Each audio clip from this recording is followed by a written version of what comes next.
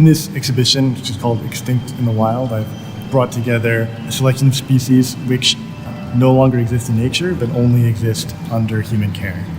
In a way, I see this show as a kind of passage between nature into culture. These species have sort of left nature behind and fully entered into these circuits of human culture. In a way, I see these species then as emblematic of a world in which nature is only managed by humans. In this project, I was very interested in the role of the curator. If you look at the original meaning of the curator, it is someone who gives care. And only later was that someone who was in charge and kind of steward of a library or a museum. But originally, it simply meant a caregiver.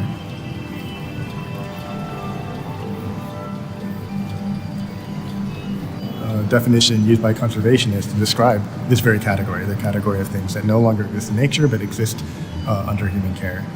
I think it's an interesting category in that it assumes a clear divide between what is natural and what is human or artificial.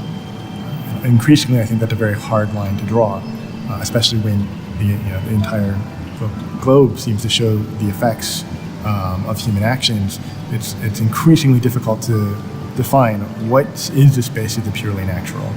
And I think in the future this will become ever more the case that and these species almost anticipate a world in which the only species to survive exist in some relationship with the human, potentially only under systems of human care.